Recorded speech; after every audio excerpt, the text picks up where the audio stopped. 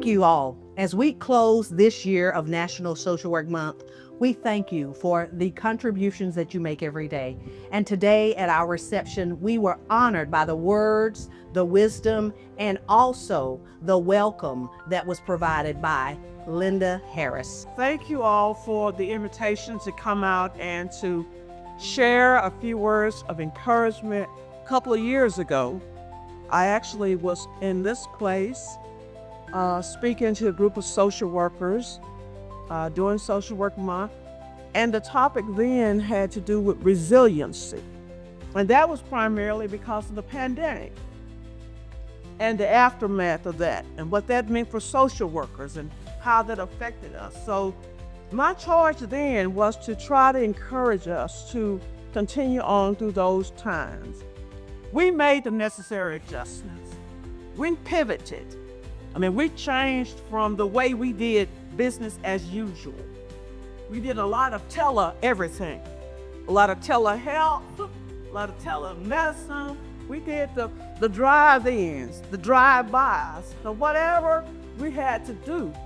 We did that in social work as a profession and even in academia. You rise them up. That's a blessing that you have given someone, the joy that you have put in them, and something that will never leave them.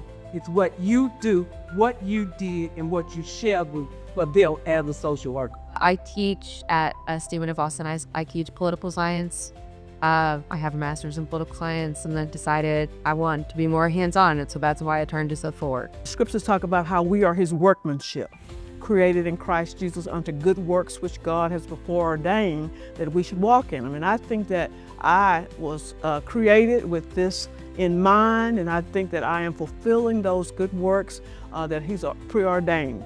When I took on this position, I did not know what it entailed. I just trusted the process and said, okay, God, if this is something you really want me to do, support me, in which he has supported me all this time. I would like to personally thank each and every one of you who has attended today, because I didn't know how this was going to look, but I thank God for going before me and using individuals who are still mentoring me through this process. I know that sometimes it gets hard fighting against what we got to fight against. It gets hard when people are thinking, are they really necessary? Is that really a service that's needed?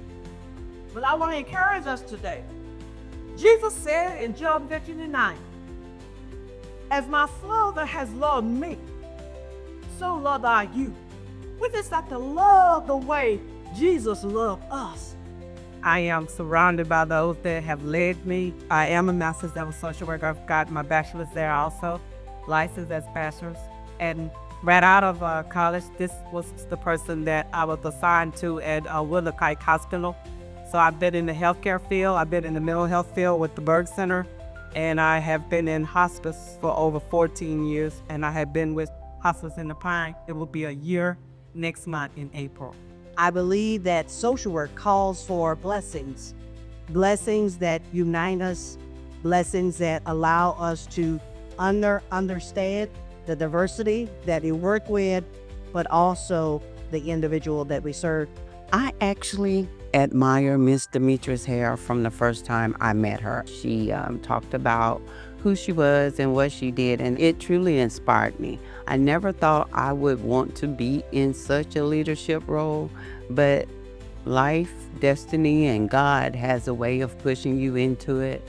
I love how social workers are coming together in order to support our mission and our standards of being a service to others. And something that will never leave them.